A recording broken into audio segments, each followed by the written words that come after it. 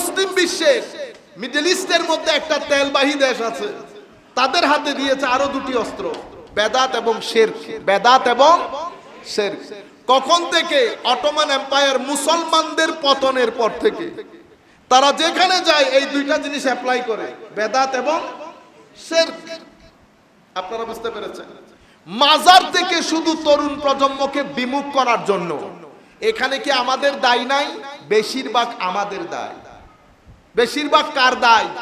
আমাদের দায়। আপনারা যারা মুরিদ হয়েছেন, আপনারা জানেন মুরিদ কাকে বলে? জানেন? কোনদিন তরিকত তাসাউফের একটা বই পড়েছেন? কোনদিন? যারা পড়তে পারেন না তারা মসজিদের মধ্যে খতিবকে জিজ্ঞেস করেছেন, হুজুর আমাদেরকে একটু তরিকত তাসাউফের ক্লাস দেন। ওনারা কি পড়াবেন না বলেছিলেন? আপনারা এতগুলা মানুষ কাদেরিয়া তরিকার, হুজুর আব্দুল কাদের জিলানীর একটা বই শুরু থেকে শেষ পর্যন্ত পড়েছেন, বলতে পারবেন? এটা জ্ঞানের যুগ, যে কোনো জ্ঞান হোক না। আপনি এখন সন্তানদেরকে কিছু বলতে গেলে, বুঝতে পেরেছেন, ওরা তালাশ করবে। এরপরে এখন তো বইয়ের জমানো খতম, এখন এআই এর জমানা। বুঝতে পেরেছেন? এখন আপনি বলতেছেন হুজুর, ঘরের মধ্যে এক ব্যক্তি বর্ণনা দিচ্ছে, হুজুর আমার মেয়ে জিজ্ঞেস করতেছে, বাবা এই আইসক্রিমটা খেতে পারবো? তো বলে, আমি বললাম যে মা আইসক্রিম কিনছি তো অনেক আগে, এতদিন পর এটা খেতে পারবে কিনা মাকে একটু জিজ্ঞেস করো। তো মা তো ওয়াশরুমে, সে এতটুকুনের মধ্যে এআই এর মধ্যে লিখছে আইসক্রিম যদি এতদিন হয় এটা খাওয়া যাবে কিনা। তো আয়শা বলতেছে, বাবা এটা খাওয়া যাবে না। তো জিজ্ঞেস করলাম যে কি? মা বলছিল কোন এআই বলছে। ওই যুগে বসবাস করতেছি আমরা। সেই যুগের মধ্যে যদি আপনি না পড়েন, না পড়ার কারণে যাহা তরিকত না তাহাকে আপনি তরিকত মনে করেছেন, যাহা সুন্নিয়ত না তাহাকে আপনি সুন্নিয়ত মনে করেছেন। আমার সুযোগ হয়েছে না? আমি কি করেছি? কারণ আমার তো কিছু টাকা পয়সা ইনকাম করতে হবে, আপনাকে ধরে রাখতে হবে। গ্রুপিং, এই দলগুলো ছিটানো যাবে না। আমি এবার যা মন চাই, উনি সুন্নি, উনি সুন্নি না, ইনি একটু মিটা সুন্নি, উনি করা সুন্নি, এত বড় প্যারামিটার নিয়ে যেই হুজুর বসে আছে, বুঝতে পেরেছেন? সেই হুজুরকে আপনি বলবেন, হুজুর আপনি আমাদেরকে একটা পৃষ্ঠায় লিখে দেন আহলুস সুন্নাহ ওয়াল জামাতের মৌলিক আকীদা কি কি, ফুরুয়াত গুলো, অতিরিক্ত কোনগুলা, সেগুলো আমাদেরকে একটু লিখে দেন, আমরা শিখি। এই অরাজকতা থেকে বের হইতে হবে। সামনের চ্যালেঞ্জ কঠিন চ্যালেঞ্জ, কঠিন চ্যালেঞ্জ। কোনটা সহ্য করবেন? কি টাকা পয়সার সমস্যা সহ্য করবেন, না বাচ্চাদের ঈমান আকীদা এই ঠেলাঠেলি সহ্য করবেন?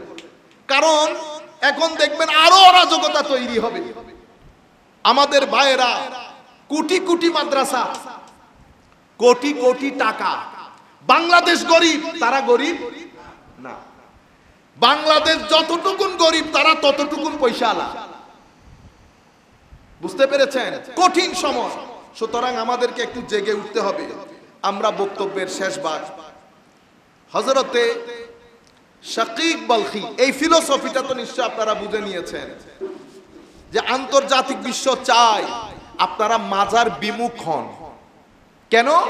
কারণ মাজার ধরতিকে যেমন পাহাড় শক্ত করে ঘেরে রাখে, ঈমানকেও ঘেরে রাখে মাজার। এটা আমার নবীর এনার্জি সেন্টার, এনার্জির কখনো ক্ষয় হয় না। সিনার মধ্যে যদি নূর থাকে, সেই নূর কখনো ক্ষয় হয় না। সেই নূরওয়ালা বান্দা যেই কবরে শোয়, সেই কবরে আমার নবীর হাদিস অনুযায়ী আমার নবী ইরশাদ করছেন, আমার আল্লাহ তখন খাস ভাবে বলেন যে আমার বান্দার কবরের মধ্যে নূর দান করো। আপনারা যদি হাদিস চেক করতে চান, ইউসাব্বিতুল্লাহুল্লাযীনা আমানু বিল কওলিস সাবিত, কোরআনের এই আয়াতের ব্যাখ্যায় প্রায় প্রত্যেক মুফাসসির এই হাদিসটা নকল করেছেন। এটা অরিজিনালি ইমাম আহমদ ইবনে হাম্বল উনার মুসনাদের মধ্যে বর্ণনা করেছেন। বুঝতে পেরেছেন? তো আমার বান্দার কবরে নূর দান করো, নাম্বার 1। আমার বান্দাকে জান্নাতের লেবাস পরিয়ে দাও, আমার বান্দার কবরে জান্নাতের বিছানা বিছিয়ে দাও, আমার বান্দার কবরকে যতদূর চোখ যায় প্রশস্ত করে দাও। নূর কি একদিনে দিয়ে 3 দিনের দিন নিয়ে ফেলছে আমার আল্লাহ? জান্নাতের লেবাস নিয়ে ফেলছে। আপনি যেটাকে গর্ত মনে করতেছেন, আমার নবীর হাদিস অনুযায়ী সেটা গর্ত না, সেটা ডিভাইন বাগান। ডিভাইন কি? বাগান। যেখানে জান্নাতের লেবাস থাকে, যেখানে জান্নাতের বিছানা থাকে, যেখানে নূরে ইলাহির বর্ষণ থাকে, যতদূর চোখ যায় কবর প্রশস্ত হয়, যেই কবরে গিয়ে আপনাকে সালাম দিতে হয়, সেটা কি গর্ত? সেই কারণে আমরা নবীর রওজাকে কি বলি? রওদা বলি। আপনারা বুঝতে পেরেছেন? আপনি বলতে না চাইলে কোনো অসুবিধা নাই, আপনার দৃষ্টি আপনি যাবেন। কিন্তু যেখানে এই ডিভাইন প্রটোকল থাকে, সেই ডিভাইন প্রটোকল ওয়ালা গ্রেভকে, কবরকে আমরা কি বলি? মাজার, রওদা। মাজার কেন বলি? অতিরিক্ত জিয়ারত হয় সেই কারণে বলি। যাই হোক, হযরতে শাকীক বলখী রাদিয়াল্লাহু তাআলা আনহু, এই নূর, এই ডিভাইন প্রটোকল কখন অর্জিত হয় এটা বলে আমাদের বক্তব্য শেষ। শাকীক বলখী ইমামে আজমের ছাত্র, ইমামে আজমের ছাত্র, হযরত ইমাম আবু ইউসুফের সহপাঠী। তাহলে ইমামে আজমের ছাত্র হইলে তাবেউত তাবেঈ, তাবেউত তাবেঈ এবং ওয়ালিকুল শিরোমণি, ইনারা প্রথম যুগের আউলিয়ায়ে কেরামের ইমাম হযরতে শাকীক বলখী, জমানার বিখ্যাত ফকিহ। ওনার ছাত্র, আমি আর দীর্ঘায়িত না করি, ওনার ছাত্র হাতেম আল আসম রাদিয়াল্লাহু তাআলা আনহু। হাতেম আল আসম কিভাবে হয়েছে সেটা বলেছি, যেহেতু আর রিপিট না করি, সময় সংক্ষিপ্ত। উনি বলতেছেন, হাতেম আল আসম শাকীক বলখীর ছাত্র। হায় হায় হায়, কো বেটা এতদিন আমার মজলিসে কতদিন ছিলা? কো হুজুর 30 বছর, 30 years I spend in your company. কি শিখছো? কো হুজুর 8টা জিনিস শিখছি। কয়টা জিনিস? 8টা। কি 8টা জিনিস? মানে 30 বছরে শুধু 8টা জিনিস? উনি বলতেছেন, হুজুর আমি দেখলাম মানুষ কবরে দাফন হয়, মার সন্তান দাফন হয়, মা যায় না, বন্ধু বান্ধব দাফন হয়, বন্ধুরা যায় না, একা শুইয়ে দিয়ে সবাই চলে আসে, কেউ কবরের সাথী হয় না। হে যুবক, আমার ভাইয়েরা, এই যে মাথামাতির মধ্যে আপনারা জিন্দেগি শেষ করে দিচ্ছেন, স্ক্রিনের মধ্যে জিন্দেগি শেষ করে দিচ্ছেন, জবানের মধ্যে গালি বাদার কোনো কিছু নাই, কি এক পার্টি করেন, ছাতা মাথা পার্টি। আপনার দাপটে মানুষ থাকতে পারে না, বেশি দাপট দেখায়েন না। জাস্ট 10 মাস পিছনে যান, বেশি দাপট দেখায়েন না। মিশে যাবেন মাটির সাথে 2 দিন 3 দিন সর্বোচ্চ। যেই যত বেশি দাপট দেখিয়েছে, সেই তত বেশি মাটির নিচে ঢুকেছে। দাপট যদি বেশি দেখান তো জুলাই রাখবেন, কাগজের মধ্যে লিখে রাখবেন, যদি ঘটনা না ঘটে তাইলে দাফন কাফনে আমার খাট ধরে রাখিয়েন, এজাজত আছে। বেশি দাপট দেখাবেন, লিখে রাখবেন, যত দাপট বেশি হবে জমিনে তত বেশি আল্লাহ গাড়বেন আপনাকে। দাপট দেখেন না, এগুলা শিখেন বেটা। ভদ্রতা, নম্রতা। আমার নবীর উম্মত আপনি, আমার নবীর উম্মত আপনি, আমার নবীর মনোকষ্টের কারণ হয়েন না। ফেসবুকের মধ্যে লেখালেখিতে সাবধানতা অবলম্বন করবেন। বাদ দেন, দফা করেন কে কি লিখছে, জিকির করেন, দরুদ শরীফ পড়েন। আপনি মনোকষ্টে পড়ে যাবেন সামনে, আপনার পরিবার, সাংসারিক জীবন শান্তির হবে না। এই লাইনে আসতেই হবে, নামাজ পড়তেই হবে, তিলাওয়াতে কোরআন করতেই হবে। আমাদের সাথে রাত দিন উঠা বসা করে কোরআনের তিলাওয়াত জানান, এগুলো নিরেট ঢং ঢং, এগুলা কোনো প্রয়োজন নাই আমাদের সাথে উঠা বসা কোরআনের তিলাওয়াত করতে না জানলে। সম্মানিত উপস্থিতি, হুজুর দেখেছি বন্ধুত্ব, কেউ কবরের মধ্যে একটা রাত থাকতে চায় না। পরে চিন্তা করলাম আসল বন্ধুকে, দেখলাম আমলে সালেহ, নেক কাজ, পুণ্যের কাজ। কাউকে দেখলাম সালাম দিলাম, কেউ অসুবিধায় আছে সাহায্য করলাম, মুরব্বীকে দেখলে সম্মান করলাম, ছোটদেরকে স্নেহ করলাম, হালাল হারাম বেঁচে চললাম, নামাজ পড়লাম। এই যে পুণ্যের কাজ, এই কাজগুলো আমি যেখানে যাব তারাও সেখানে যাবে। পরে আমি দুনিয়ার বন্ধুত্ব কম করে দিয়ে আমলে সালেহের সাথে বন্ধুত্ব বেশি করলাম। নাম্বার 1, 2-1 মিনিটের মধ্যে শেষ করে দেব। নাম্বার 2, আমি সংক্ষিপ্ত আকারে বলছি। হুজুর দেখলাম কোরআনে পাকের একটা আয়াত, আল্লাহ ইরশাদ করছেন, ওয়া আম্মা মান খাফা মাকামা রাব্বিহি ওয়া নাহান নাফসা আনিল হাওয়া ফা ইন্নাল জান্নাতা হিয়াল মাওয়া। আল্লাহ বলছেন যেই ব্যক্তি আমার আল্লাহকে ভয় করে কিয়ামতের দিন আল্লাহর কোর্টে দাঁড়াতে হবে এই ভয় আছে, এবং নিজের লোয়ার সেলফ নফস থেকে, হাওয়া থেকে, ডিজায়ার থেকে, খাহেসাতে নফসানি থেকে নিজেকে বাঁচিয়ে রাখে, জান্নাত তার ঠিকানা। পরে চিন্তা করলাম আমি কেন ডানে বামের এত কাজে সময় ব্যয় করব। আমি আপনার মজলিসে বসে শিখলাম নফসকে, নফসের গলা কেমনে টিপে ধরতে হয় সেটা আপনার মজলিসে শিখেছি। এই কাজটা আমি করেছি, নফসের গলা টিপে ধরেছি।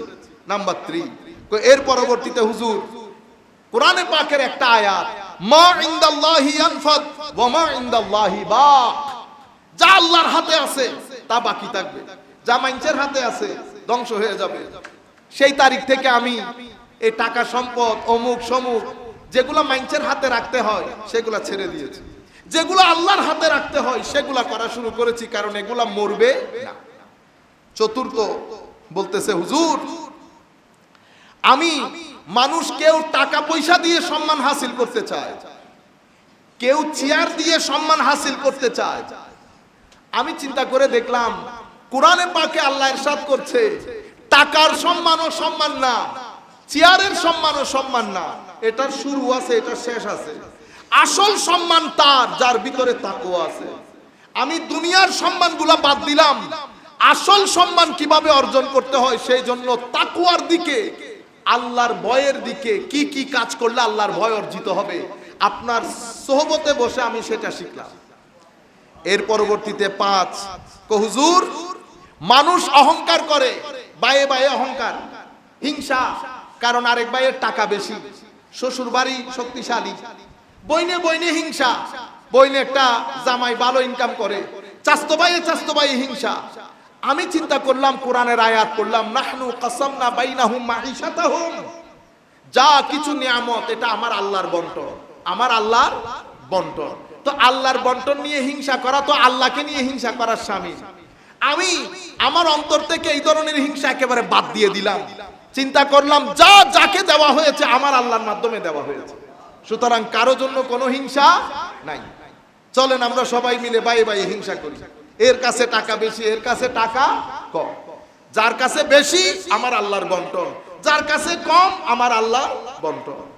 এর পরবর্তীতে হুজুর আমি দেখলাম কোরআনে পাকের আয়াত, ইন্নাশ শাইতানা লাকুম আদু ফাত্তাখিজুহু আদুওয়া, আসল সব দুশমন হচ্ছে শয়তান, কিন্তু আমরা দুশমনি করি বায়ে বায়ে, আমরা দুশমনি করি এলাকায় এলাকায়, কিন্তু আমার আল্লাহ বলেছেন দুশমন আসল হচ্ছে শয়তান, শুধু তাকেই দুশমন মনে করো। আমি সেই তারিখ থেকে মানুষের সাথে দুশমনি ছেড়ে দিলাম, আমি আসল দুশমনের পরিচয় পেয়ে গেলাম, তার সাথে দুশমনি শুরু করলাম, মানুষের দুশমনি ছেড়ে দিলাম। এটাও আমি আপনার সোহবত থেকে শিখেছি। তরুণ প্রজন্ম যদি চাই যে আমি কোন ধরনের লাইফ লিড করলে স্মরণীয় এবং বরণীয় হব, তাদের জন্য সুপার করে আল্লাহ সূরা কাহাফের মধ্যে পূর্ণ রূপে আল্লাহ বর্ণনা করেছেন। তাইলে আপনি যদি ফেসবুক নিয়ে পড়ে থাকেন, আমিও যদি ফেসবুক নিয়ে পড়ে থাকি, তো সুন্নতে ইলাহি, আল্লাহর সুন্নত, আল্লাহর একটা নিজাম আছে না, মাঝে মধ্যে সুন্নতের খেলাফ আমার আল্লাহ করেন, ইচ্ছাকৃতভাবে করেন। মোস্টলি ওয়ালান তাজিদা লিসুন্নাতিল্লাহি তাবদীলা, আমার আল্লাহর সুন্নতের মধ্যে কোনো পরিবর্তন হয় না। সন্তানের জন্য বিয়ে করা সুন্নতে ইলাহি, বৃষ্টির আগে মেঘ হওয়া সুন্নতে ইলাহি, যদি উপরে উঠতে চান, যদি চান যে মানুষের সমাজের মধ্যে প্রশংসা পান, আল্লাহর দরবারে মকবুল হন, তো দুটা জিনিস আছে, ইলম আখলাক, ইলম আখলাক। অথবা আপনি যদি চান যে ইলম পারি নাই তো আর কি আছে, তাইলে টাকা পয়সা ইনকাম করেন, সেটা আল্লাহর রাস্তায় ব্যয় করেন। এখন আপনাদেরকে আল্লাহর রাস্তা বললে আপনারা কি বুঝেন? হুজুর, মসজিদ, মাদ্রাসা, এটাই তো। আমাদের লোকজন স্কুলে টাকা পয়সা দেয় না, হসপিটালে টাকা পয়সা দেয় না, আমাদের বিভিন্ন হসপিটালের মধ্যে ডায়ালিসিস হয় না, হয়।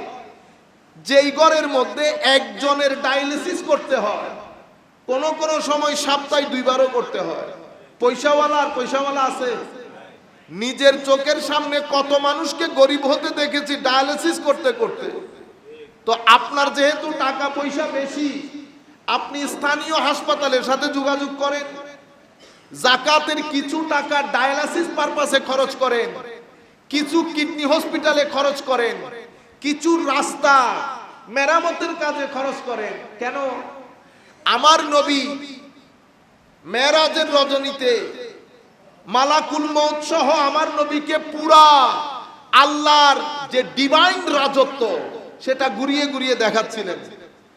তা আমার নবী বললেন, রাআইতু রাজুলান ইয়াতাকাল্লাবু ফিল জান্নাহ, আমি এক ব্যক্তিকে দেখলাম জান্নাতের মধ্যে খুব দারুণ করে ঘুরতেছে। ওয়াও! তা আমার নবী বললেন, আমি জিবরিলকে বললাম, জিবরিল, কি এমন কাজ ইনি করেছেন জান্নাতের মধ্যে একেবারে এভাবে ঘোরাফেরা করা? জিবরিল আমাকে জবাব দিলেন, হুজুর, পৃথিবীতে মানুষ চলাচলের রাস্তায় তার একটা গাছ ছিল, গাছ, কিন্তু গাছটা কাঁটাদার ছিল। সেই গাছটা মানুষের কষ্ট হবে চিন্তা করে উনি গাছটা কেটে ফেলেছেন। তাইলে নিয়ত কি ছিল? নিয়ত ছিল মানুষের কষ্ট হবে। শুধু এই মানুষের কষ্ট হবে চিন্তা করে গাছ কাটার কারণে আমার আল্লাহ তাকে জান্নাত দিয়ে দিয়েছে। কত ছোট কাজে জান্নাত পাই নাই। কিন্তু আপনি যে আইল কেটে 1 ঘন্টার জায়গাকে 1.5 ঘন্টা করে ফেলছেন, এরপরে যদি আপনি মসজিদে এসে কপালিটা কালো করে ফেলেন, আমি যদি কিয়ামত পর্যন্ত আপনাকে ওয়াজ করি, কোনো কাজ হবে? কেউ আসবে না আপনাকে বাঁচাতে, কেউ না। যতক্ষণ পর্যন্ত যার জায়গা দখল করেছেন তাকে ফেরত না দেন। জীবন অনেক সিম্পল, সাধারণ জীবন। যদি কারো পকেটের টাকা আপনার পকেটে না থাকে, আপনি এখান থেকেও নিয়ে নিজের পকেটে দিয়ে যদি বলেন জীবন সাধারণ, জীবন কখনো সাধারণ না, বড় কঠিন। আমার নবী খুব সাধারণ জীবন আমাদেরকে শিখিয়েছেন, কিছুই না। এই সাধারণ জীবনের মধ্যে অসাধারণ জীবন যাপন করা যায়, হাসি আনন্দ। আজ থেকে 30 বছর আগে আমাদের বাপদাদারা না ছিল এসি, না ছিল গাড়ি, কিছু ছিল না, কিন্তু অসাধারণ অসম্ভব শান্তিপূর্ণ জীবন ছিল। কেন? তাদের জীবনে লোভ ছিল না। তারা আরেকজনের টাকা কেমনে পকেটে ঢুকাইতে হয় সেটা জানতো না। এবং আমার আল্লাহর উপর অসাধারণ আত্মবিশ্বাস ছিল যে আমার আল্লাহ ব্যবস্থা করবেন। আরো অনেক কিছুর মধ্যে এই দুইটা হচ্ছে আসল বিশ্বাস এবং আল্লাহর প্রতি পূর্ণ আস্থা। আমার আল্লাহ ব্যবস্থা করবেন। ঘরের মধ্যে 20,000 টাকা নাই, মেয়ের বিয়েতে 2 লাখ টাকা, ঠিক আছে, আল্লাহ ব্যবস্থা করবেন। করছে না? এক একজনে 4 5টা মেয়ে বিয়ে দিছে, সানন্দে দুনিয়া থেকে চলেও গেছে। আজকে আমাদের এত গাড়ি বাড়ি, কোনো কাজের কাজ কোনো কিছুই নাই। প্রত্যেক ঘরের মধ্যে অশান্তি, প্রত্যেকটা ঘরের মধ্যে অশান্তি। আপনি আমি যদি এই কারণগুলো বের করে, ঘরে অশান্তি মানে কবরে অশান্তি, কবরে শান্তি থাকলে ঘরে শান্তি থাকবে, এটা কখনো হইতে পারে না। আপনার কবরের জীবন শান্তির হবে আর দুনিয়ার জীবন কঠিন হবে। রব্বানা আতিনা ফিদ দুনিয়া হাসানা ওয়া ফিল আখিরাতে হাসানা। হাসানা 2 জায়গায় থাকবে। কবরে যার জীবন পিসফুল হবে, দুনিয়াতে তার জীবন সম্মানজনক হবে। কিন্তু দুনিয়ার টেনশন, কিউলে উঠতে পারতেছি না, দাম বেড়ে গেছে, না। আমার কাজ ম্যানেজমেন্ট করে চলা, আল্লাহর উপর পূর্ণ আস্থা রাখা। যাই হোক, আমি যেটা বলতে চাইতেছিলাম, একটা জাতি উঠেছে কিভাবে আমার আল্লাহ কোরআনে সেটাও দেখিয়েছেন। যেমন মুসা আলাইহিস সালাম এবং ফেরাউনের গল্প কেন বলেছেন? সরকারের জন্য, রাষ্ট্রপ্রধানদের জন্য ক্লিয়ার ইন্ডিকেশন, সুন্নতে ইলাহি, আপনি বাদ যাবেন না। আপনি ফেরাউনের মতো উগ্রতা দেখাবেন, জমিনের মধ্যে আমার আল্লাহ আপনাকে মিটিয়ে দেবে। ফেরাউনের মতো বেয়াদবি করবেন, রাষ্ট্র থেকে ধর্মের গ্রিপ আপনি লুজ করতে চাইবেন আর আল্লাহর জমিনের মধ্যে দাপট করে বেড়াবেন, সেটা আমার আল্লাহ কোনোদিন মেনে নিবেন না। ফেরাউন এবং মূসা, সিদ্ধান্ত আপনার কোন রাস্তা দিয়ে হাঁটবেন। যদি ফেরাউনের রাস্তায় হাঁটেন তো 10 বছর 15 বছর 40 বছর পরে হলেও জমিনের মধ্যে মিটিয়ে দিয়ে লাখো কোটি মানুষের সামনে আপনাকে উদাহরণ স্বরূপ আল্লাহ প্রতিষ্ঠা করবেন, বাঁচার কোনো উপায়। ইন্না ফি যালিকা লাআয়াতিন লিকাওমি ইউমিনুন ইন্না ফি যালিকা লাআয়াতিন লিকাওমি ইয়াতাফাক্কারুন আফালা ইয়াতাদাব্বারুন। তাদাব্বুর, তাফাক্কুর অনেক জায়গার মধ্যে বলেছে ফাতাবিরু ইয়া উলিল আবসার। চোখ নাই তোমাদের? তোমরা শিক্ষা গ্রহণ করতে পারো না? উঠে কেমনে পড়ে কেমনে? তাহলে উটার কাহিনীও বলেছেন, পড়ার কাহিনীও বলেছেন। মূসা আলাইহিস সালাতু ওয়াস সালাম হেরে গেছেন ফেরাউনের সামনে। আপনার আমার দৃষ্টিতে এটাকে হেরে যাওয়া বলে, কিন্তু সত্যিকার যারা গবেষক তাদের মতে মূসারা কখনো হেরে যায় না, কিছুক্ষণের জন্য দমে যায়। এটা যদি ইয়াজিদ বুঝার চেষ্টা করত, মুসলমানদের হিস্ট্রি অন্যরকম হতো। সে কোরআন শরীফ পড়েও নাই, এটা ধরেও নাই। যদি পড়তো তার তো বুঝার কথা যে পৃথিবীতে ফেরাউনও ছিল, মূসাও ছিল। কোথায় ফেরাউন? মূসা মূসার জায়গায় রয়ে গেছে। লাখো মূসা ঘরে ঘরে পেদা করে দিয়ে দুনিয়া থেকে চলে গেছে। আজকের দিন পর্যন্ত আমরা বলছি হযরতে মূসা আলাইহিস সালাম না মানলে বেঈমান হয়ে যায়। মূসার অবস্থা একই দৃষ্টতা ফেরাউনও করে, এই ইয়াজিদও করেছে। যদি সেই ওই কাহিনীটা পড়তো তাইলে এই ভুল করতো না। সেই ফেরাউনের চেয়ে আরো 10 হাত আগাই গেছে এই ইয়াজিদ লানাতুল্লাহি আলাইহি। কোথায় ইয়াজিদ? তো আমি কিছুদিন আগে আপনাদেরকে বলেছি, ড্যানিশ ফিলোসোফার দার্শনিক উনি বলছেন হুসাইনের রাজত্ব শুরু হয়েছে তার মৃত্যু দিয়ে, আর ইয়াজিদের রাষ্ট্র, ইয়াজিদের রাজত্ব ধ্বংস হয়েছে তার জীবন এবং জয় দিয়ে। সে যদি না জিতত সেই দিন, তাইলে তার রাজত্ব এভাবে ধ্বংসের মুখে পড়তো। হুসাইন আলাইহিস সালাম রাদিয়াল্লাহু আন, মূসা আলাইহিস সালাম, ইনারা যদি হেরেও যান, যেহেতু সত্য কখনো মরে যায় না, সত্য লোহার মতো জেগে থাকে, যে কোনো এক সময় উঠে দাঁড়ায়। এই কারণে কোরআনের মধ্যে আল্লাহ অনেক গল্প বলেছেন আমাদের আপনাদের চিন্তার জন্য। তো গল্পগুলো বলার উদ্দেশ্য আছে না? হ্যাঁ। তো গল্প বলা এখন কি হয়েছে? সুন্নতে ইলাহি হয় নাই। গল্প বলা, কাহিনী বলা, এই ধরনের রিয়ালিটি মানুষের সামনে তুলে ধরা আল্লাহর সুন্নত হয় নাই। সুতরাং কারবালার ঘটনার বর্ণনা দেওয়া এটা আমার আল্লাহর সুন্নত। কার সুন্নত? আল্লাহর সুন্নত। যাই হোক, ওইদিকে আমি না যাই, সময় যেহেতু সংক্ষিপ্ত। কোরআনে পাকের মধ্যে আমি যে আয়াত পড়েছি সেই আয়াতের মধ্যে আমার আল্লাহ ইরশাদ করেছেন ওয়া আন্না হাযা সিরাতি মুস্তাকিমা।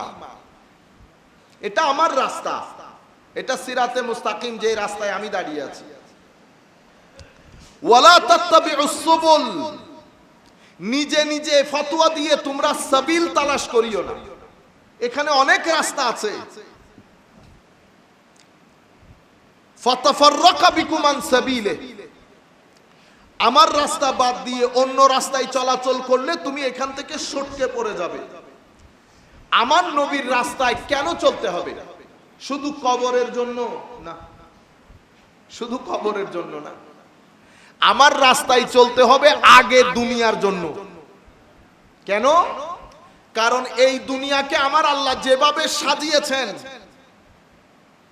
সেই এই দুনিয়ার ভিতরে যদি আপনি নিজে নিজে চলতে চান তো সেই ঘটনা ঘটবে যেই ঘটনা আমেরিকা ইংল্যান্ডের মধ্যে ঘটেছে। এখন আপনি প্রশ্ন করতে পারেন আমেরিকা ইংল্যান্ডে কি ঘটেছে? দেখতে তো সুন্দর লাগে, অবশ্যই সুন্দর, যাহা সুন্দর তাহা সুন্দর, এটাতে আমাদের কোনো দ্বিমত নাই। কিন্তু এই সুন্দর দেশে 100 বছরের বাবা 90 বছরের মা ঘরের মধ্যে একা পড়ে মরে থাকে, 3 দিনও সন্তানরা জানে না। এটা আপনারা জানেন, এটা শুনছেন। এই সুন্দর পৃথিবীতে কয়েক মিনিটের মধ্যে শত শত ছেলে, শত শত মেয়ে আত্মহত্যা করে। ছেলে মেয়ে বিয়ে করে না। হঠাৎ করে একটা ছেলে বের হয়ে স্কুলের মধ্যে এসে গুলি করে 10-12 জন স্টুডেন্ট মেরে ফেলে। বুঝতে পেরেছেন? রাস্তার মধ্যে শুক্রবার শনিবার রাস্তার মধ্যে মদ খেয়ে ভূত হয়ে রাস্তার মধ্যে পড়ে থাকে। এগুলো অন্ধকার দিক। আর গাড়ি বাড়ি টাকা পয়সা এটা আরেকটা দিক। আল্লাহর রসুলের সিরাতুল মুস্তাকিম আপনার কেন প্রয়োজন? কারণ আমার আল্লাহ আপনাকে শুধু শরীর দেয় নাই, মনও দিয়েছে। আপনারা বলেন না মন খারাপ, তো মন কেন খারাপ হয়? শরীর তো ঠিক আছে।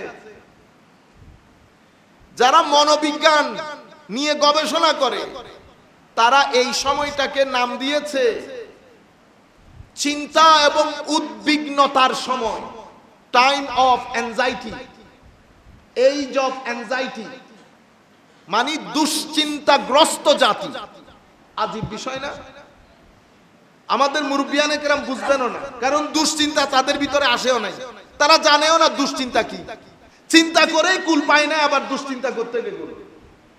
কিন্তু আপনারা এই যে ছেলেরা জিন্স প্যান্ট শার্ট টার্ট পরে মোবাইল টোবাইল নিয়ে স্মার্টলি হাঁটে, প্রত্যেকে দুশ্চিন্তাগ্রস্ত, মানসিকভাবে অশান্তিতে। কেন? শরীরের বিদ্যা বিজ্ঞান পৃথিবীর জন্য সমান। সবাই জানে আপেলের মধ্যে ভিটামিন আছে, এটা খাইলে শরীরের জন্য ভালো। সবাই জানে ওয়াটার স্পিনিশ, আপনারা কি বলেন এটাকে, কলমি শাক, কলমি শাক শরীরের জন্য ভালো। পালং শাক শরীরের জন্য ভালো। পালং শাক কি শুধু মুসলমান খায়? হিন্দুরা, বৌদ্ধরা, খ্রিস্টানরা, আমাদের এই দেশে যারা থাকেন তারা খায় না? খাওয়া দাওয়া তো সব সমান, কিন্তু মন সকলের সমান না। এখন আপনি চিন্তা করে দেখেন আপনার মনের রাজাকে। মনে রাখবেন, মনের রাজা আমার নবী। মনের রাজা আমার নবী। আপনি যতক্ষণ আপনার প্র্যাকটিস, আপনার কর্মকাণ্ডকে আমার নবীর মতো না করবেন, তো মন আমার নবীর রাজত্ব থেকে খালি হয়ে যাবে। যেই মনে আমার নবীর রাজত্ব নাই, সেই মনে শয়তানের রাজত্ব থাকে। শয়তানের রাজত্ব বলতে লোভ, হিংসা, অহংকার, বিদ্বেষ। আপনি বড় সুন্দর করে নামাজ শিখলেন। আমাদের হুজুররা, আমাদের কিছু হুজুর আছে না, শুধু নামাজ নামাজ শিখেন।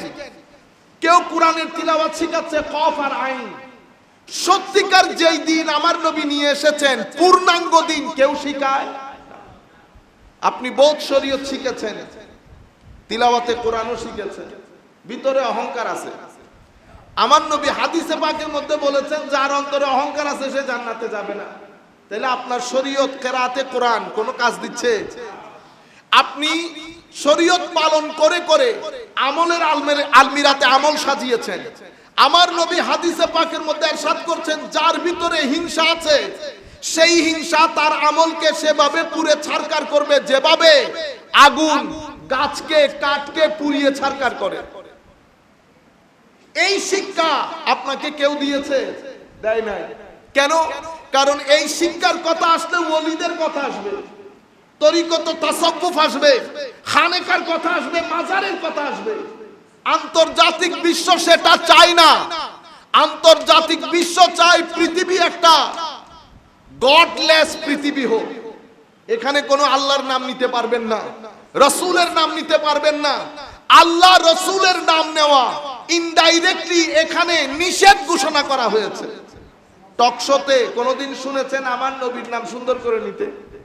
হ্যাঁ, এমন ভাবে নাম নেয় মনে হয় যেন তাদের বাপ দাদা সবাই গুলশানের মধ্যে অনেক দিন ধরে এস্টাবলিশ।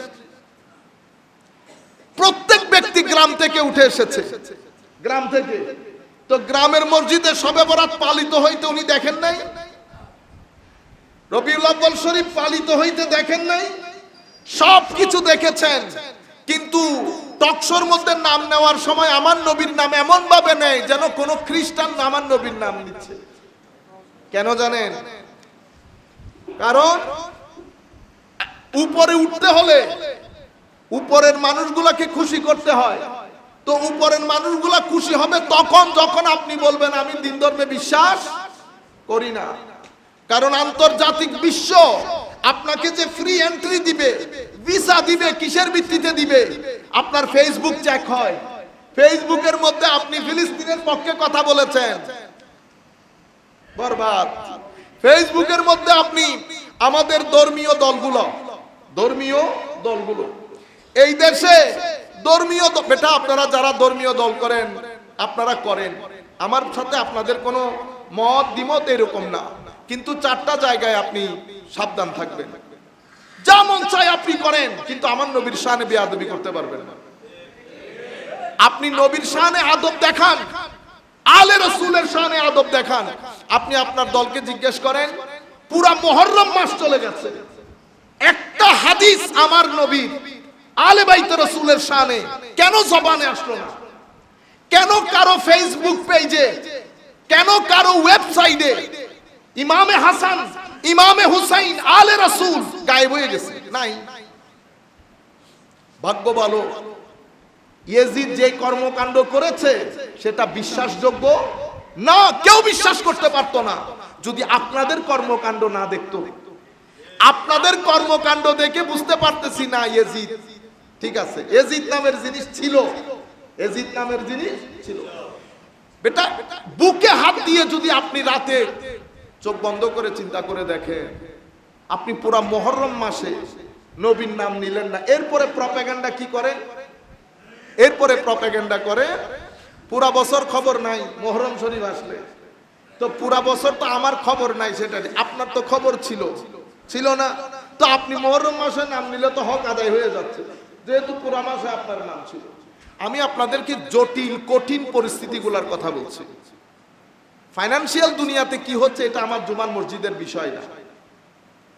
আমি আপনাদেরকে বলতেছি আইডিওলজিক্যাল দিক থেকে আমরা কোথায় চলে যাচ্ছি। আন্তর্জাতিক বিশ্ব চাই না সেটা। সেই কারণে কিছুদিন আগে আমেরিকার স্বাধীনতা দিবস পালিত হয় নাই, হয়েছে। আমরা যারা ইসলামী রাজনীতি করি আমরা যাই নাই। রাজনৈতিক প্রটোকলের জন্য যেতে হয়। আমি অত এক্সট্রিম লোক না, আমি ইন্টারন্যাশনাল ম্যানার্স, এটিকেটস, স্ট্যান্ডার্ড এগুলো বুঝি। আপনি যান, কোনো অসুবিধা নাই। তো মুহররম মাসের মধ্যে একবার ইমাম হুসাইনের নাম নিলে অন্তর শান্তি হইত। সেই কারণে বেটা আমি আপনার সাথে বসতে পারতেছি না, আমার ভিতরে জ্বালা ধরে যায়। এর পরবর্তীতে আউলিয়া সালেহিন, আজ থেকে 50-60 বছর আগে অটোমান এম্পায়ারের পতনের আগ পর্যন্ত এই ধরার মধ্যে কোন ইসলামী রাজনৈতিক সংগঠন ছিল না। ছিল? মুসলমানদের সংখ্যা বাড়ছে না কমছে? এই দেশ তো মুসলমানের দেশ ছিল না, কিন্তু এখন মুসলিম সংখ্যাগরিষ্ঠ দেশ। হে ইউথ, আপনাকে বলছি, আপনি ব্রেইন ওয়াশড হয়েন না। আপনি নিজেকে নিজে প্রশ্ন করেন, কারা তারা যারা শত শত মাইল ভূখণ্ডকে মুসলমানদের ভূখণ্ডে পরিণত করেছে? এরা কারা? এদেরকে বেটা আমরা আউলিয়া সালেহিন বলি। এদেরকে আমরা কি বলি? আল্লাহর বলি। যখন থেকে আমরা ধর্মভিত্তিক রাজনীতি করা শুরু করেছি, করতেই হবে। আবার এটার সাথে আপনি দ্বিমত পোষণ করতে পারবেন না। কেন ধর্মভিত্তিক রাজনীতি? না, ধর্মভিত্তিক রাজনীতি না। আমার আল্লাহ যেই আইন কানুন আমার নবীর মাধ্যমে দিয়েছেন, সেটার প্রতিষ্ঠার জন্য প্রত্যেক মুসলমানকে যার যার অবস্থান থেকে কষ্ট করতে হবে, সেটা এক জিনিস। আমি বলতে চাচ্ছি আইডিওলজিক্যালি আমরা একজন আরেকজনের সাথে কানেক্টেড হয়ে যেই তারিখ থেকে বিভিন্ন গ্রুপ হয়েছে, সেই তারিখ থেকে আজকের দিন পর্যন্ত প্রায় প্রত্যেকটা মসজিদের মধ্যে হানাহানি মারামারি হয়েছে। তাইলে আমার শুরুর মাধ্যমে মারামারি, আর ওনারা পুরা মসজিদ, মাদ্রাসা, খানেকা ওনাদের মাধ্যমে প্রতিষ্ঠিত হয়েছে। তখন কিন্তু তেলের বিশ্ব আসে নাই, তেলের বিশ্ব আসে নাই। লোকালি মুরিদদের দিক থেকে, ভক্ত মুরিদদের দিক থেকে পয়সা, টাকা পয়সার সহযোগিতায় মসজিদ হয়েছে, খানেকা হয়েছে, মাদ্রাসা হয়েছে। আন্তর্জাতিক বিশ্ব চায় আপনারা সেই তরিকত থেকে বিমুখ হয়ে যান, কারণ তরিকত বিমুখ হলে, আখলাক বিমুখ হলে তো তাকওয়া, ইখলাস, ওয়ারা এগুলো আর থাকে না। তখন শুধু শরীয়ত পড়েন, প্র্যাকটিস করেন, কিন্তু তবিয়তের মধ্যে কোনো পরিবর্তন আসে নাই। নামাজ পড়তেছেন, গালি দিচ্ছেন, তাইলে নামাজ আর গালি তো একসাথে যাবে না। নামাজ আর ওয়াদা ভঙ্গ একসাথে যায় না। নামাজ অভদ্রতা একসাথে যায় না। নামাজ শরীয়ত, কোঅপারেশন, সকলের সাথে মিলে থাকা তবিয়ত। তো নামাজ শরীয়ত যখন পালন হবে, তবিয়ত পরিবর্তন হবে। তবিয়ত পরিবর্তন মানে আগে হিংসুক ছিল, এখন আর হিংসুক। আগে অভদ্র ছিল, এখন আর অভদ্র।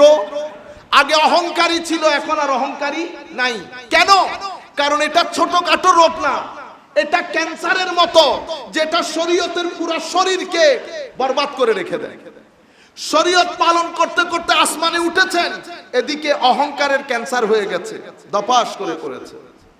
আমার নবী বলেছেন না, এতটুকুন পরিমাণ থাকলে তাইলে দিন কি? দিন আকীদা, আমল এবং তাকওয়া, পরহেজগারি, আখলাকের নাম। তো যারা আকীদা শিখায় ওরা আকীদা শিক্ষক, যারা ফিকহ ফতোয়া শিখায় এরা মুফতি, যারা তাকওয়া পরহেজগারি শিখায় এরা ওলি। আপনি কি করেছেন? ওলি বাদ দিছেন। কি করেছেন? ওলি বাদ। ওলি বাদ দিলে এটাও বাদ। কোন মসজিদের মধ্যে, কোন মাদ্রাসার মধ্যে আপনি যখন তবিয়ত পরিবর্তনের জন্য শিখাবেন, অবশ্যই সুফিয়া ইকরামের লেখা কিতাব পড়াইতে হয়। কারণ শরীয়তের কিতাবগুলা শুরু হয় পবিত্রতার অধ্যায় দিয়ে। পবিত্রতা মানে অজু, অজু আর গোসল। আর তরিকতের কিতাব শুরু হয় কিতাবুত তাওবা দিয়ে, তাওবার অধ্যায়। বুঝতে পেরেছেন? তওবা মানে কি? ফেরত আসা। কি আসা? কোত্থেকে কোথায় ফেরত আসবেন? অভদ্রতা থেকে ভদ্রতার দিকে, অমঙ্গল থেকে মঙ্গলের দিকে, হিংসা থেকে অহিংসা থেকে, অহংকার থেকে বিনয়ের দিকে। এই যে প্রত্যাবর্তন, রিটার্ন, এটাকে তওবা বলে। এটা শিখায় খানেকার মধ্যে। আন্তর্জাতিক বিশ্বের এটা সহ্য হয় না। তারা চায় তরুণ প্রজন্মকে গডলেস ওয়ার্ল্ডের দিকে ঠেলে দিতে। তো গডলেস ওয়ার্ল্ড মুসলমান দুনিয়ার মধ্যে একদিনে সফল হবে না। কিভাবে সফল হবে? কোন নবী করিমের ইশক মোহাব্বতের যত জায়গাগুলো আছে ডিসকানেক্টেড করে দাও। এই ওলিরা আমাদেরকে শিখিয়েছে নবীর ইশক মোহাব্বতের কথা, আদবের কথা। কেন? কারণ এটা হচ্ছে ঈমানের পরিমাপক যন্ত্র। কার ভিতরে কতটুকু ঈমান মাপতে চাইলে আপনি আমার নবীর ইশক, আদব, তাজিম দিয়ে মাপবেন। যে যত বেশি মহব্বত করে সে তত বড় মুমিন। তাহলে সাহাবায়ে কেরাম কত বড় মুমিন কেমনে মাপবেন? এই সাহাবায়ে কেরাম আমার নবীর থুতু মুবারক নিয়ে মুখে বুকে লাগিয়েছে। তাইলে আপনি বুঝতে পারেন, এই সাহাবায়ে কেরাম বলছেন আমার কাছে আমার নবীর একটা চুল মুবারক থাকা রুয়ে জমিনের সমস্ত সম্পদ থেকে উত্তম। তাইলে আমার নবীর ইশক হচ্ছে পরিমাপক যন্ত্র। এটা আমাদেরকে শিখিয়েছেন। প্রকৃত আসল নূরের স্টেশন হচ্ছে মদিনা শরীফ। প্রত্যেক এলাকার মধ্যে সাব স্টেশন আছে, যারা নিজেদের সিনার মধ্যে আমার নবীর নূর থেকে নিয়ে সিনা সাজিয়েছেন। এরা এক একজন এক এক ভূখণ্ডে বসবাস করেছেন, সেই নূরগুলো আপনাদের কাছে দিয়েছেন। আপনারা গিয়েছেন, লাভবান হয়েছেন, অখাদ্য খাদ্য হয়েছে, গুনাহগার মুমিন হয়েছে, শরাবী শরাব ছেড়েছে। আজকে আমাদের সংস্পর্শে এসে কোন শরাবী শরাব ছাড়ে? বুঝতে পেরেছেন? এখন মূল ফিলোসফি যদি এটা আমি বুঝাইতে পারি আপনাদেরকে এই সফরের মধ্যে, এটা আমার সফলতা। তাইলে এখন দেখবেন জায়গায় জায়গায় কিছু বলার আগে, আমরা ফেসবুকের মধ্যে পোস্ট দেওয়ার আগে পৃথিবীর মধ্যে 20 জায়গাতে 20টা গ্রুপ বসা থাকে। স্লোগান একটাই, মাজার পূজা। স্লোগান একটাই, বেদাতি। আপনারা বুঝতে পেরেছেন?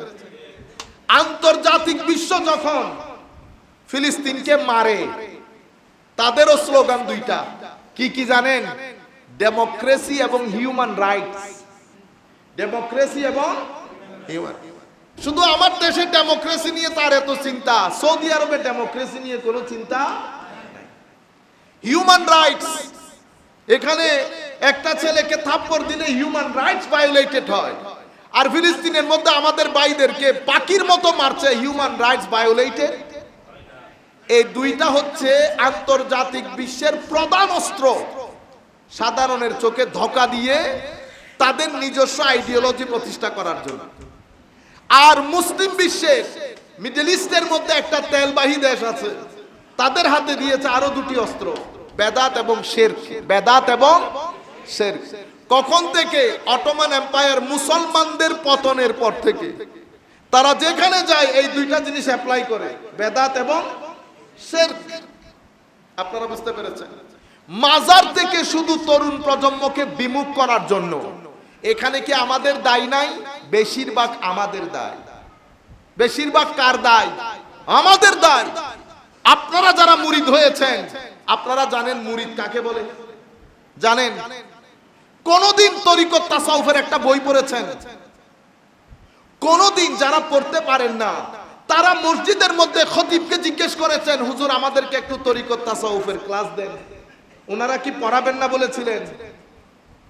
আপনারা এতগুলা মানুষ কাদেরিয়া তরিকার, হুজুর আব্দুল কাদের জিলানীর একটা বই শুরু থেকে শেষ পর্যন্ত পড়েছেন, বলতে পারবেন?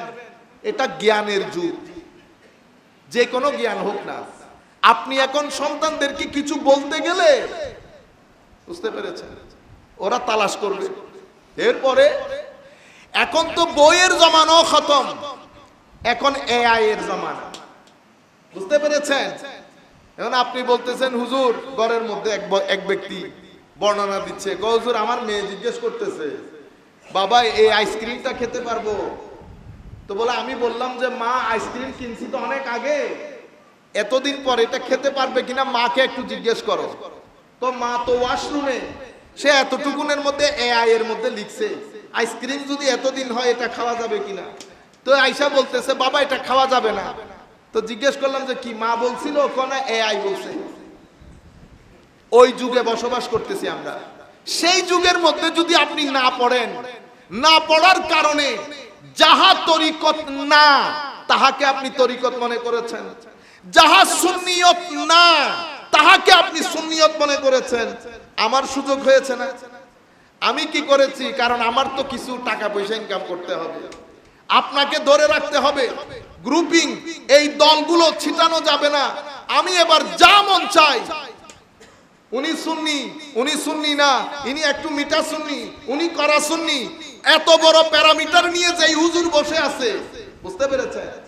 সেই হুজুরকে আপনি বলবেন, হুজুর আপনি আমাদেরকে একটা পৃষ্ঠায় লিখে দেন আহলুস সুন্নাহ ওয়াল জামাতের মৌলিক আকীদা কি কি, ফুরুয়াত গুলো, অতিরিক্ত কোনগুলা, সেগুলো আমাদেরকে একটু লিখে দেন, আমরা শিখি। এই অরাজকতা থেকে বের হইতে হবে। সামনের চ্যালেঞ্জ কঠিন চ্যালেঞ্জ, কঠিন চ্যালেঞ্জ। কোনটা সহ্য করবেন? কি টাকা পয়সার সমস্যা সহ্য করবেন, না বাচ্চাদের ঈমান আকীদার এই ঠেলাঠেলি সহ্য করবেন? কারণ এখন দেখবেন আরো অরাজকতা তৈরি হবে। আমাদের ভাইয়েরা কোটি কোটি মাদ্রাসা, কোটি কোটি টাকা। বাংলাদেশ গরিব, তারা গরিব না। বাংলাদেশ যতটুকুন গরিব তারা ততটুকুন পয়সাওয়ালা। বুঝতে পেরেছেন? কঠিন সময়। সুতরাং আমাদেরকে একটু জেগে উঠতে হবে। আমরা বক্তব্যের শেষ ভাগ, হযরতে শাকিক বালখি, এই ফিলোসফিটা তো নিশ্চয় আপনারা বুঝে নিয়েছেন যে আন্তর্জাতিক বিশ্ব চায় আপনারা মাজার বিমুখ হন। কেন? কারণ মাজার ধরতিকে যেমন পাহাড় শক্ত করে ঘেরে রাখে, ঈমানকেও ঘেরে রাখে মাজার। এটা আমার নবীর এনার্জি সেন্টার, এনার্জির কখনো ক্ষয় হয় না। সিনার মধ্যে যদি নূর থাকে, সেই নূর কখনো ক্ষয় হয় না। সেই নূরওয়ালা বান্দা যেই কবরে শোয়, সেই কবরে আমার নবীর হাদিস অনুযায়ী আমার নবী ইরশাদ করছেন, আমার আল্লাহ তখন খাস ভাবে বলেন যে আমার বান্দার কবরের মধ্যে নূর দান করো।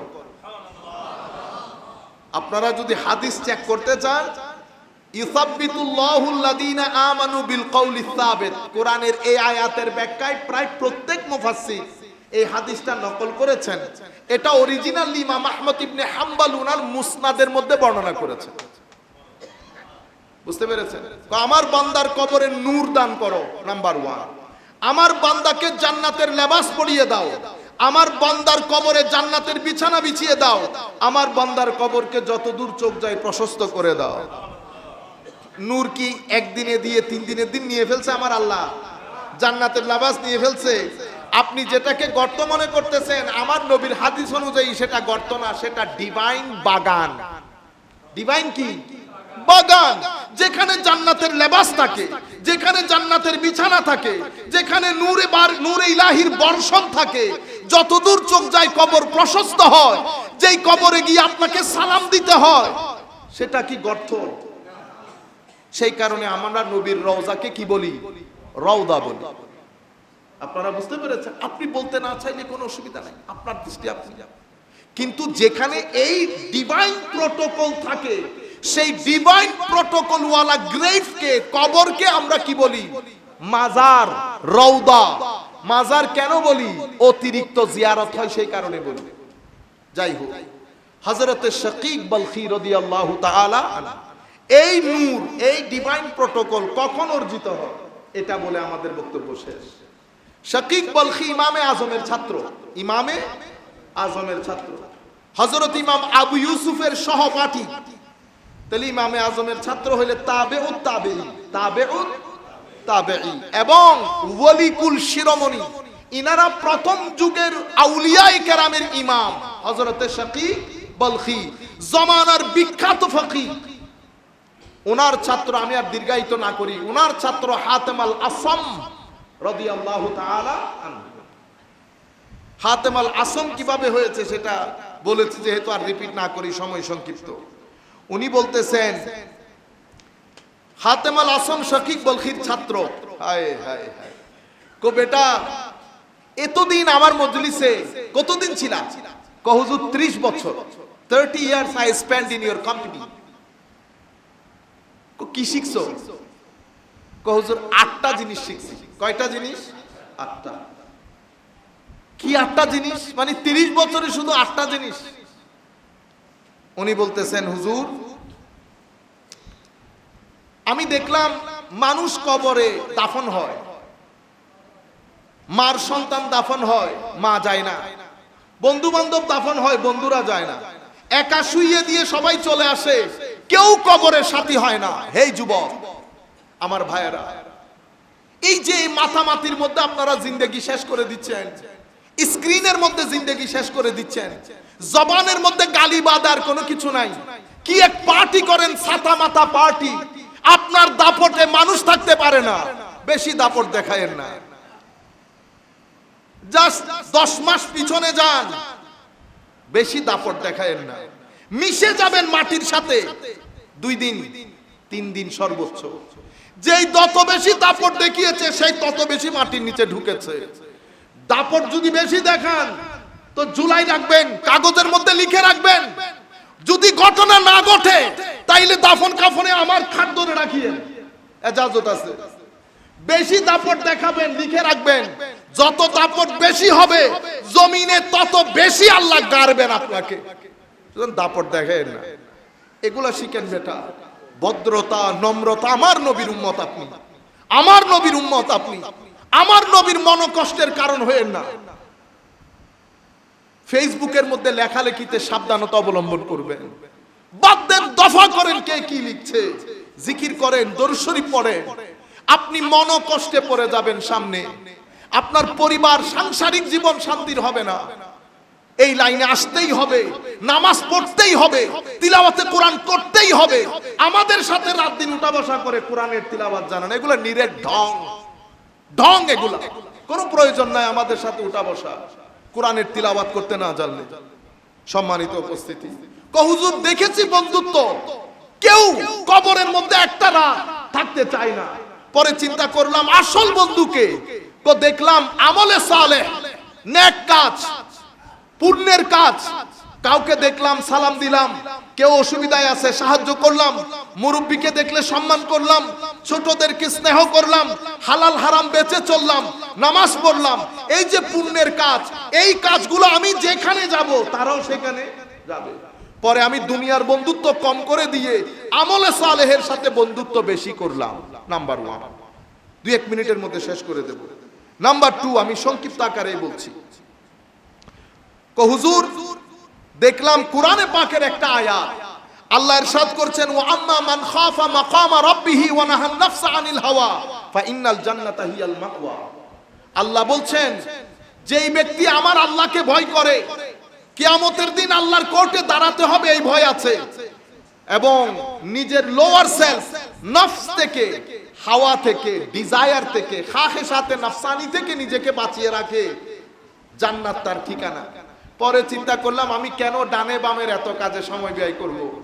আমি আপনার মজলিসে বসে শিখলাম নফসকে, নফসের গলা কেমনে টিপে ধরতে হয় সেটা আপনার মজলিসে শিখেছি। এই কাজটা আমি করেছি, নফসের গলা টিপে ধরেছি। নাম্বার 3, এর পরবর্তীতে হুজুর কোরআনে পাকের একটা আয়াত, মা ইনদাল্লাহি ইয়ানফাদ ওয়া মা ইনদাল্লাহি বাক। যা আল্লাহর হাতে আছে তা বাকি থাকবে, যা মানুষের হাতে আছে ধ্বংস হয়ে যাবে। সেই তারিখ থেকে আমি এই টাকা সম্পদ অমুক সমুক যেগুলো মানুষের হাতে রাখতে হয় সেগুলা ছেড়ে দিয়েছি, যেগুলো আল্লাহর হাতে রাখতে হয় সেগুলা করা শুরু করেছি, কারণ এগুলা মরবে না।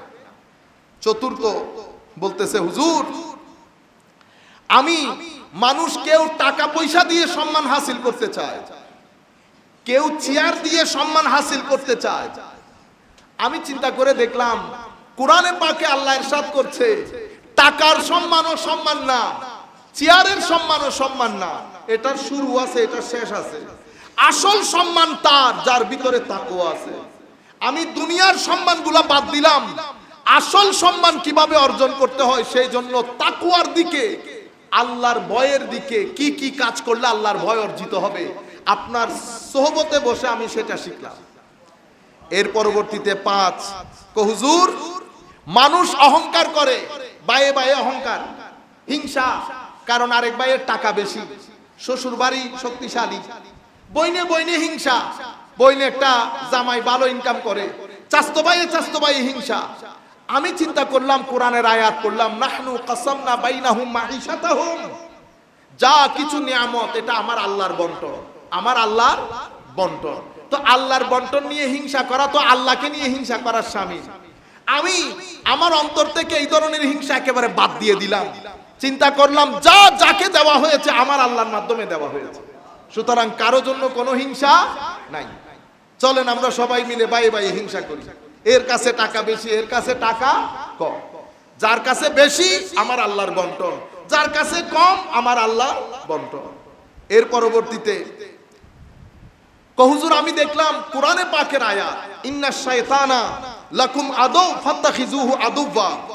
আসল সব দুশমন হচ্ছে শয়তান, কিন্তু আমরা দুশমনি করি বায়ে বায়ে, আমরা দুশমনি করি এলাকায় এলাকায়, কিন্তু আমার আল্লাহ বলেছেন দুশমন আসল হচ্ছে শয়তান, শুধু তাকেই দুশমন মনে করো। আমি সেই তারিখ থেকে মানুষের সাথে দুশমনি ছেড়ে দিলাম, আমি আসল দুশমনের পরিচয় পেয়ে গেলাম, তার সাথে দুশমনি শুরু করলাম, মানুষের দুশমনি ছেড়ে দিলাম। এটাও আমি আপনার সোহবত থেকে শিখেছি। এর পরবর্তীতে 7 নম্বরে বলতেছে হুজুর মানুষ দেখলাম টাকা পয়সার জন্য পাগল হয়ে যাচ্ছে, কেউ 13 ঘন্টা, কেউ 24 ঘন্টা, কেউ 17 ঘন্টা, এটার মাধ্যমে কেউ ঘুষ নেই, সুদ নেই, যেখান থেকে ইচ্ছে মানুষ টাকা উঠাচ্ছে। কোরআনে পাক করে দেখলাম ওয়ামা মিন দাব্বাতিন ফিল আরদি ইল্লা আলাল্লাহি রিজকুহা, যা কিছু দুনিয়ার মধ্যে আছে সবার রিজিকের ভার আমার আল্লাহ নিয়ে নিয়েছেন। সেই তারিখ থেকে আমি এই ইদার উদার করে টাকা ইনকাম ছেড়ে দিলাম, আমার আল্লাহর উপর পূর্ণ ভরসা রাখলাম, হালাল রুজির দিকে আমি ধাবিত হলাম।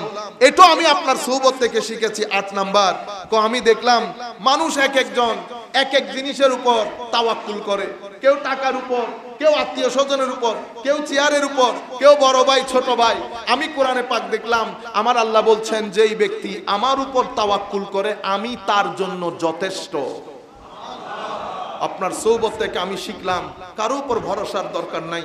এটা শোনার পরে শাকিক বলখি বলছেন, হাতেম তুমি ঠিক বলেছো, আমি কোরআন পড়েছি, তাওরাত পড়েছি, জবুর পড়েছি, ইনজিল পড়েছি, সব কিছুর সামারি সংক্ষিপ্ত আকারে যদি তুমি আমাকে বলতে বলো, আমি ওইটাই বলবো যেটা তুমি আটটার আকারে বলেছো। এটাই হচ্ছে আসমানি সমস্ত কিতাবের সামারি, সমস্ত কিতাবের সামারি। আল্লাহ আমাদের হামিও নাসির হোক।